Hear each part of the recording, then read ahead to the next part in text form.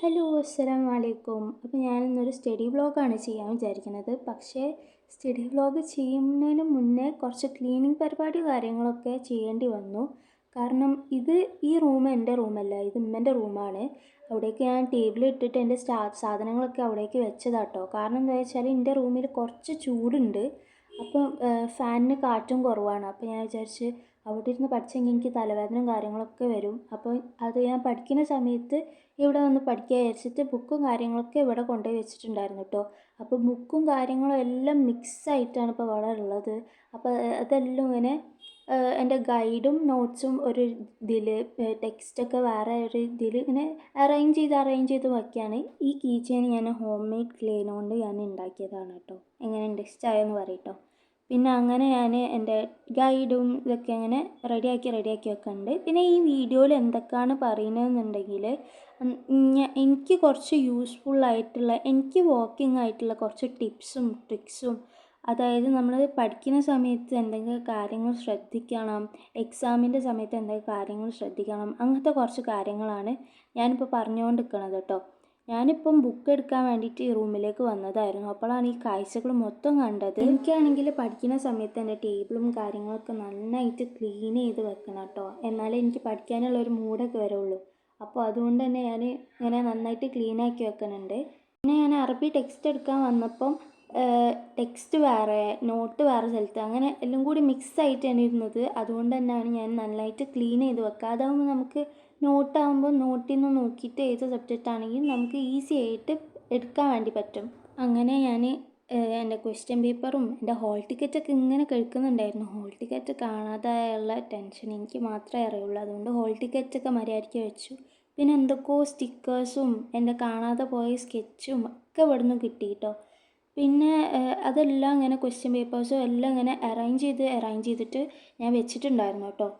അങ്ങനെ ഈ റൂമിലത്തെ ക്ലീനിങ് പരിപാടിയൊക്കെ കഴിഞ്ഞിട്ട് ഞാൻ എൻ്റെ റൂമിലേക്ക് വേണ്ടിയിട്ട് പോവാണ് കേട്ടോ. എൻ്റെ ടെക്സ്റ്റും നോട്ടും കണ്ണാടീൻ്റെ പൗച്ചും ഒക്കെ എടുത്തിട്ട് എൻ്റെ റൂമിലേക്ക് വന്നപ്പോഴാണ് ഞാൻ മൊത്തം കാണുന്നത് ഫുള്ള് വൃത്തികേടായി കിടക്കുന്നുണ്ടായിരുന്നു. ഒരു ഷോർട്സ് എടുത്തപ്പം ആ ഷോർട്സിൻ്റെ വൃത്തികേടാണ് ഇവിടെ മൊത്തം കാണുന്നത്.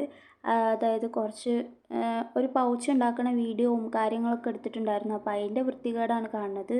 അപ്പോൾ ഞാൻ ഫുള്ളായിട്ട് ക്ലീൻ ആക്കിയിട്ടുണ്ടായിരുന്നു. ഞാൻ ഷോർട്സ് എടുത്ത് കഴിഞ്ഞാലും അപ്പം പെട്ടെന്ന് ക്ലീൻ ആക്കാൻ മാക്സിമം ശ്രമിക്കാറുണ്ട്. പക്ഷേ ഇന്നലെ എന്തോ എനിക്ക് പറ്റിയിട്ടുണ്ടായിരുന്നില്ല. അതുകൊണ്ട് തന്നെ ഞാൻ വൃത്തിയാക്കണം, എന്തായാലും വൃത്തിയാക്കിയാലേ എനിക്ക് പഠിക്കാതിരിക്കാൻ കഴിയുള്ളൂ. അതുകൊണ്ട് ഞാൻ അവിടെയൊക്കെ വൃത്തിയാക്കി. വൃത്തികേടെന്ന് വെച്ചാൽ അങ്ങനൊന്നുമില്ല, എൻ്റെ സാധനങ്ങൾ അവിടെയും ഇവിടെ ആയിട്ട് കിടക്കണമെന്നേ ഉള്ളൂ. അതൊക്കെ ഒന്ന് അതിൻ്റെതായ സ്ഥലത്തേക്ക് വെച്ച് കഴിഞ്ഞാൽ വൃത്തിയാവുന്നതേ ഉള്ളൂ. കുറേ കാട്ടം പിച്ചിട്ടതും അങ്ങനത്തെ സംഭവങ്ങളൊന്നുമില്ല. അങ്ങനെ വൃത്തിയാക്കലും കാര്യങ്ങളൊക്കെ കഴിഞ്ഞിട്ട് പഠിക്കാൻ വേണ്ടി ഇരുന്നിട്ടുണ്ടായിരുന്നു. ഫസ്റ്റ് തന്നെ കണ്ണാടിയൊക്കെ തുടച്ച് നല്ല വൃത്തിയിലാക്കിയിട്ട് കണ്ണാടിയൊക്കെ ഇട്ടിട്ട് പഠിക്കാതിരിക്കാൻ വിചാരിച്ചിട്ട് അങ്ങനെ പഠിക്കാനൊക്കെ ഇരുന്നു. അപ്പോഴെങ്കിൽ പിന്നെ ഞാൻ ആദ്യം വെള്ളം കുടിച്ചിട്ടാട്ടോ പഠിക്കാനിരിക്കാൻ സ്റ്റാർട്ട് ചെയ്തത്. കാരണം എന്ന് വെച്ചിട്ടുണ്ടെങ്കിൽ വെള്ളം ഭയങ്കര നമ്മളെ മോട്ടിവേറ്റ് ആക്കുന്ന സാധനം പോലെ എനിക്ക് തോന്നിയിട്ടുണ്ട്. കാരണം എന്താ വെച്ചാൽ നമുക്ക് ഉറക്കം വരുന്ന സമയത്തൊക്കെ ഞാൻ ഈ വെള്ളം കുടിച്ച് കഴിഞ്ഞാൽ ഒരു എനർജി വരുന്ന പോലെ എനിക്ക് തോന്നിയിട്ടുണ്ടായിരുന്നു. ഈ ബോട്ടിൽ അവിടെ വെച്ചപ്പം എൻ്റെ ടേബിളിൽ വെള്ളത്തിൻ്റെ കളറായി കഴിച്ചു. അങ്ങനെ എനിക്ക് എവിടെയാണോ പഠിക്കേണ്ടത് ആ ഒരു പോർഷനൊക്കെ ബുക്ക് എടുത്തിട്ട് പിന്നെ എനിക്ക് ആവശ്യമുള്ള ഹൈലൈറ്റേഴ്സും പെന്നും പെൻസിലൊക്കെ വെച്ചിട്ട് ഒന്ന് പഠിക്കാനിരുന്നിട്ടുണ്ടായിരുന്നു. ഈ പഠിക്കാനിരുന്ന സമയം വെച്ചിട്ടുണ്ടെങ്കിൽ രാത്രി 11:30ക്കാണ് കേട്ടോ ക്ലീനിങ് തുടങ്ങിയത്. ക്ലീനിങ് കഴിഞ്ഞപ്പോഴത്തേക്കും ഐ തിങ്ക് ഒരു 12 മണി ആയിട്ടുണ്ടാവും. ഒരു 11:45 12 മണി ആയിട്ടുണ്ടാവും. അപ്പോൾ മുതലാണ് ഞാൻ പഠിക്കാൻ ഇരുന്നിട്ടുണ്ടായിരുന്നത്. എന്നിട്ട് ഒരു 2 മണി വരെ 1:30 വരെയാണ് പഠിച്ചിട്ടുണ്ടായിരുന്നത്. അങ്ങനെ എൻ്റെ പഠിപ്പൊക്കെ അവിടെ അങ്ങനെ നടക്കുന്നുണ്ട് സൈഡിൽ.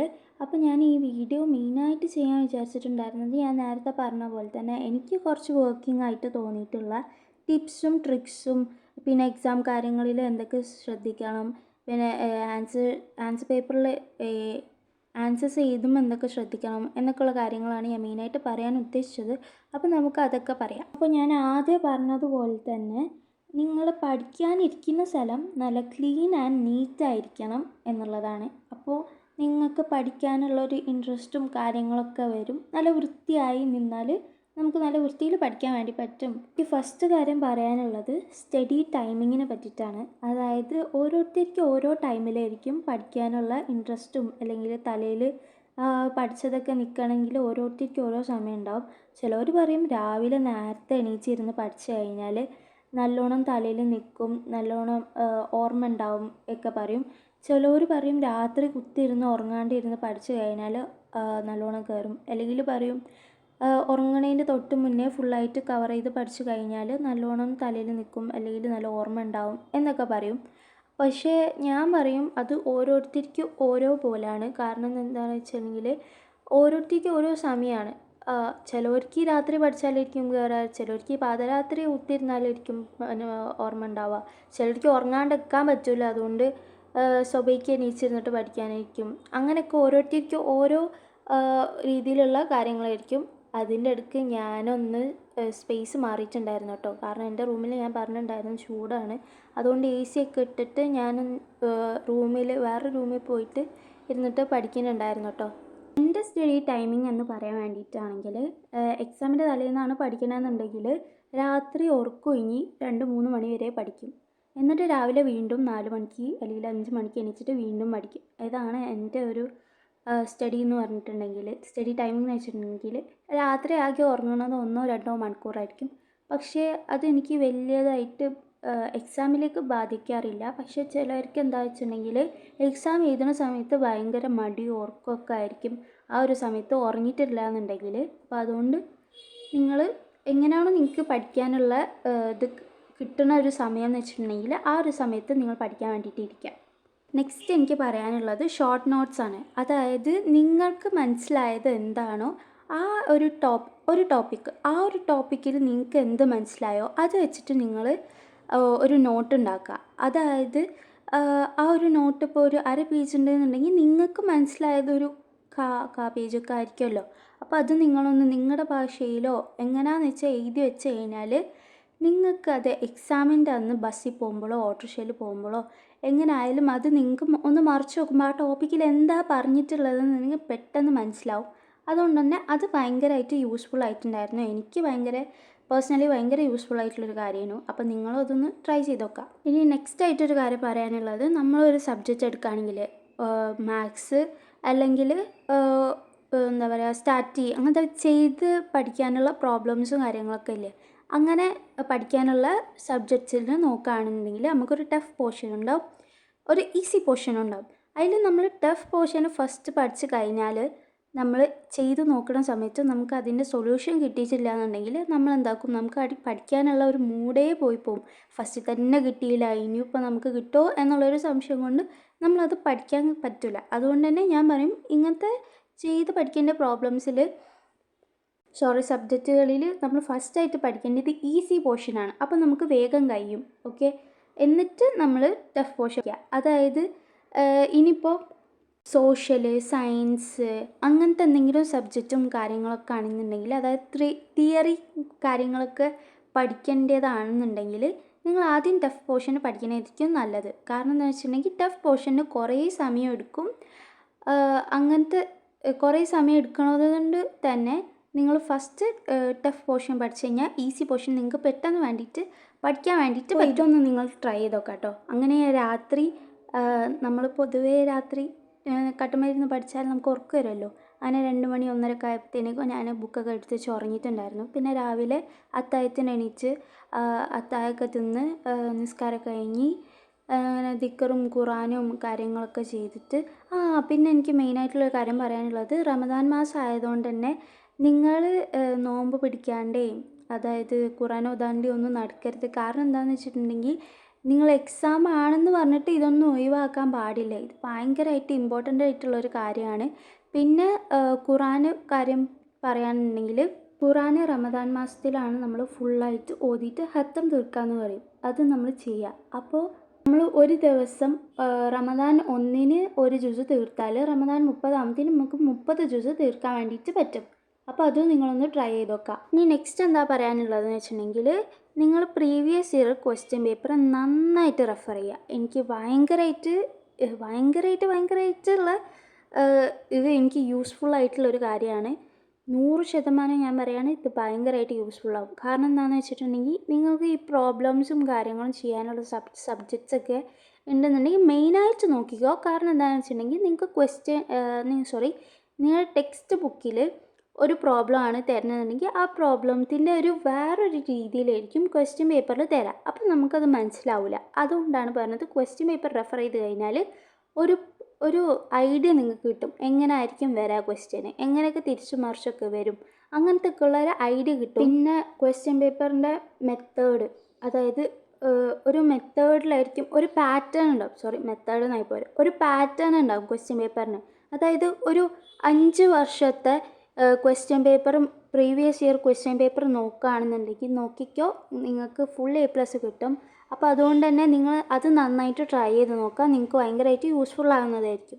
പിന്നെ നിങ്ങൾ ഒരു ഡേ പഠിക്കാനിരിക്കുകയാണെന്നുണ്ടെങ്കിൽ രാവിലെ പഠിക്കാനിരിക്കുന്ന സമയത്ത് അത് പഠിക്കാനിരിക്കുന്നതിന് മുന്നേ ഒന്ന് ടു ഡു ലിസ്റ്റ് മാതിരി എഴുതി വെക്കുക. അതായത് ഇത്ര പോർഷൻസ് പഠിക്കണം, ഇന്ന പോർഷൻസാണ് നമുക്ക് പഠിക്കാനുള്ളത്, അങ്ങനത്തെ കാര്യങ്ങളൊക്കെ എഴുതി വെക്കുക. അത് ഭയങ്കരമായിട്ട് നല്ലതായിരിക്കും. കാരണം എന്താണെന്ന് വെച്ചിട്ടുണ്ടെങ്കിൽ നിങ്ങൾ ഓരോന്ന് പഠിച്ച് കഴിയുമ്പം ഓരോന്ന് ടിക്ക് ഇട്ട് കൊടുത്തു കഴിഞ്ഞാൽ നിങ്ങൾ ഫുള്ളായിട്ടൊന്ന് പഠിച്ച് കഴിഞ്ഞാൽ ആ ഒരു ടു ഡു ലിസ്റ്റ് നോക്കുമ്പോൾ നിങ്ങൾക്കൊരു സമാധാനം ഉണ്ടാവും. ഇതൊക്കെ നമ്മൾ പഠിച്ച് കഴിഞ്ഞല്ലോ, ഇനി ഇത്രയും കൂടി അല്ലേ ഉള്ളൂ പഠിക്കാൻ എന്നുള്ളൊരു ഇതുണ്ടാവും. അപ്പം ടു ഡു ലിസ്റ്റ് ഒന്ന് എഴുതി വെക്കുക. അപ്പം നിങ്ങൾക്ക് ഭയങ്കരമായിട്ട് യൂസ്ഫുൾ ആവും കേട്ടോ. ഒന്ന് ട്രൈ ചെയ്ത് നോക്കുക. പിന്നെ നിങ്ങൾക്ക് തീരെ സമയമില്ലാത്ത സമയത്താണ് നിങ്ങൾ പഠിക്കാനിരിക്കണമെന്നുണ്ടെങ്കിൽ, അതായത് എക്സാമിൻ്റെ തൊട്ട് തലേന്നോ അങ്ങനെ എന്തെങ്കിലും ആണ് പഠിക്കാനിരിക്കണമെന്നുണ്ടെങ്കിൽ നിങ്ങൾ ഇമ്പോർട്ടൻ്റ് ആയിട്ടുള്ള കുറച്ച് ക്വസ്റ്റ്യൻസും കാര്യങ്ങളൊക്കെ സ്കൂളിൽ നിന്നൊക്കെ പറഞ്ഞു തന്നിട്ടുണ്ടാവില്ലേ, അതൊക്കെ ഒന്ന് നന്നായിട്ട് പഠിക്കാന്ന് വെച്ചിട്ടുണ്ടെങ്കിൽ നന്നായിട്ട് പഠിക്കുക. കുറച്ച് പ്രോബ്ലംസും ഒക്കെ നിങ്ങൾക്ക് സ്കൂളിൽ നിന്ന് ചെയ്യിപ്പിച്ച കാര്യങ്ങളൊക്കെ ഉണ്ടാവില്ലേ, അതൊന്ന് നന്നായിട്ട് പ്രോപ്പറായിട്ട് ചെയ്ത് കഴിഞ്ഞാൽ നിങ്ങൾക്കൊരു 30-40% എങ്കിലും നിങ്ങൾക്ക് മാർക്ക് സ്കോർ ചെയ്യാൻ വേണ്ടിയിട്ട് പറ്റും. പിന്നെ നിങ്ങൾ പഠിക്കുന്ന സമയത്ത് ബൈ ഹാർട്ടായിട്ട് പഠിച്ചാൽ, ചിലവർക്ക് അങ്ങനെ ആയിരിക്കും, ബൈ ഹാർട്ടായിട്ട് പഠിച്ചാലായിരിക്കും തലയിൽ കയറുക. പക്ഷേ എന്നാലും ബൈ ഹാർട്ട് സ്റ്റഡീൻ്റെ ഒപ്പരം തന്നെ അതെന്താണ്, അത് പറയുന്ന കാര്യം എന്താണ്, ആ ടോപ്പിക്കിൽ എന്താണ് പറയുന്നത് എന്നുള്ള കാര്യം കൂടി ഒന്ന് മനസ്സിലാക്കി പഠിച്ചു കഴിഞ്ഞാൽ നിങ്ങൾക്ക് എന്താ സംഭവിക്കുകയെന്ന് വെച്ചിട്ടുണ്ടെങ്കിൽ, നിങ്ങൾക്ക് ക്വസ്റ്റ്യൻ പേപ്പറിൽ നിങ്ങൾക്ക് എന്തും ആയിക്കോട്ടെ, അത് ആ ക്വസ്റ്റ്യൻ ആൻസർ അറിയില്ല എന്നുണ്ടെങ്കിലും ആ ഒരു ടോപ്പിക്ക് എന്താണെന്നുള്ളതൊന്ന് മനസ്സിലാക്കി വെച്ച് കഴിഞ്ഞാൽ നിങ്ങൾക്ക് എന്തെങ്കിലുമൊക്കെ എഴുതി വെക്കാൻ വേണ്ടി പറ്റും. അതുകൊണ്ടാണ് നിങ്ങളോട് അത് പറഞ്ഞത്. ഇനി നെക്സ്റ്റ് ആയിട്ട് പറയാനുള്ളത് പവർ നാപ്പിനെ പറ്റിയിട്ടാണ്. അതായത് നമ്മളിപ്പോൾ കുറച്ചധികം സമയം പഠിക്കുകയാണ് എന്നുണ്ടെങ്കിൽ, 1 മണിക്കൂറോ 2 മണിക്കൂറൊക്കെ പഠിക്കുകയാണെന്നുണ്ടെങ്കിൽ നമുക്ക് എനർജി കുറയും. പിന്നെ നമുക്ക് പഠിക്കാനുള്ള മൂഡും താല്പര്യമൊക്കെ പോകും. അതുകൊണ്ട് തന്നെ ഈ പവർ നാപ്പ് എടുക്കുന്നത് നല്ലതാണ്. ഇപ്പോൾ 1 മണിക്കൂറാണ് നിങ്ങൾ പഠിക്കാനിരിക്കുന്നതെന്നുണ്ടെങ്കിൽ അരമണിക്കൂർ കഴിഞ്ഞാൽ ഒരു 10 മിനിറ്റ് പവർ നാപ്പ് എടുക്കുക. അതായത് നിങ്ങൾ പൊമോഡോറോ മെത്തേഡ് എന്നൊക്കെ കേട്ടിട്ടുണ്ടാവില്ലേ, ആ ഒരു മെത്തേഡൊക്കെ നിങ്ങൾ യൂസ് ചെയ്ത് കഴിഞ്ഞാൽ, ആ ഒരു മെത്തേഡ് എന്ന് വെച്ചിട്ടുണ്ടെങ്കിൽ അരമണിക്കൂറിൽ 25 മിനിറ്റ് പഠിക്കുക, 5 മിനിറ്റ് റെസ്റ്റ് എടുക്കുക.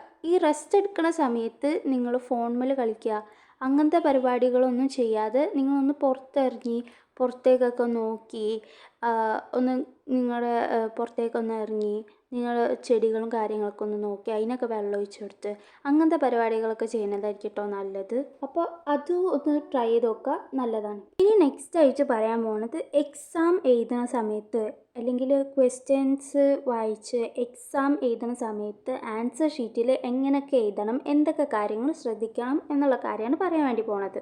അതിൽ ഫസ്റ്റായിട്ട് നിങ്ങൾ ശ്രദ്ധിക്കേണ്ടത്, ഫസ്റ്റ് ക്വസ്റ്റ്യൻ പേപ്പർ നമ്മുടെ കയ്യിൽ കിട്ടിക്കഴിഞ്ഞാൽ ഒരു 10 മിനിറ്റ്സ് അല്ലെങ്കിൽ 5 മിനിറ്റ്സ് അല്ലെങ്കിൽ 15 മിനിറ്റ്സ് വരെയൊക്കെ നമുക്ക് കൂൾ ഓഫ് ടൈം എന്ന് പറഞ്ഞിട്ടുണ്ടാവും. ആ സമയത്ത് നമ്മൾ ക്വസ്റ്റ്യൻ പേപ്പർ നന്നായിട്ട് വായിക്കുക.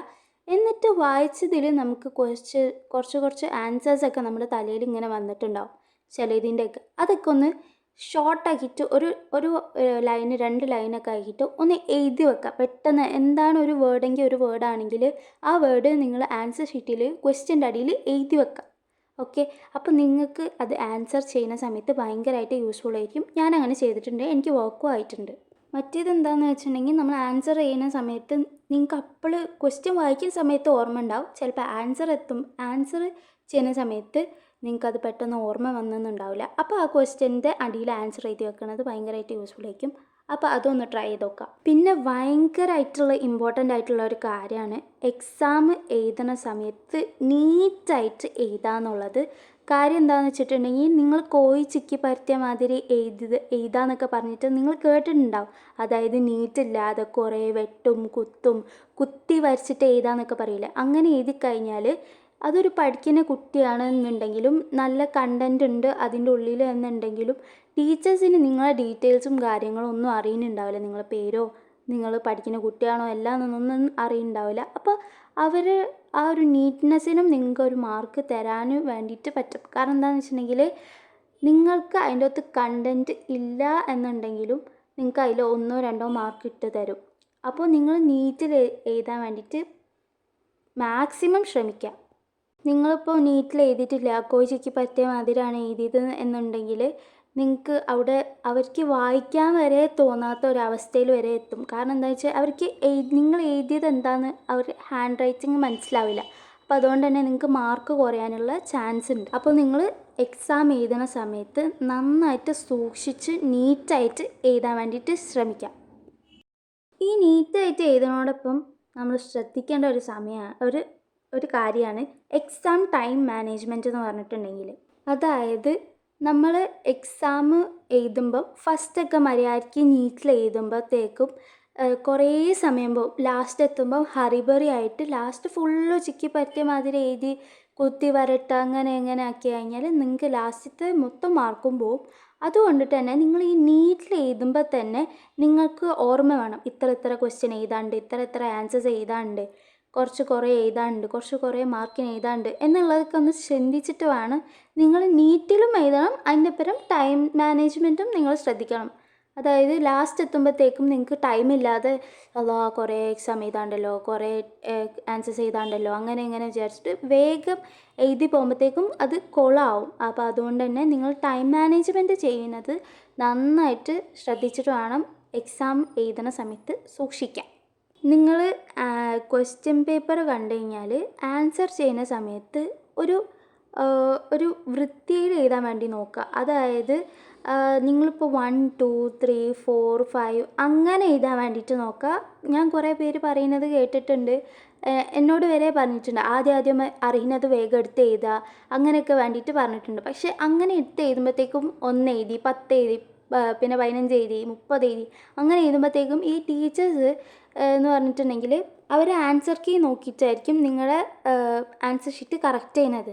ആ സമയത്ത് അവർ അപ്പുറത്തേക്ക് മറിച്ച് ഇപ്പുറത്തേക്ക് മറിച്ച് അങ്ങനത്തെ കളിയൊന്നും കളിക്കണ്ട. നിങ്ങൾ എന്താക്കിയാൽ മതി, ഓർഡറിൽ എഴുതിയാൽ മതി. നിങ്ങൾക്ക് 1 2 3 ആയിരിക്കുമല്ലോ എക്സാമിൻ്റെ സമയത്ത് അറിയാത്തത്, അത് ലാസ്റ്റ് നിങ്ങൾ എഴുതിയാൽ മതി. അത് വലിയ കുഴപ്പമൊന്നുമില്ല. പിന്നെ ലാസ്റ്റായിട്ട് പറയാനുള്ളത്, നിങ്ങൾ യൂട്യൂബ് നോക്കിയിട്ട് കുറച്ച് കാര്യങ്ങൾ പഠിച്ചു കഴിഞ്ഞാൽ അത് ഭയങ്കരമായിട്ട് യൂസ്ഫുൾ ആയിരിക്കും.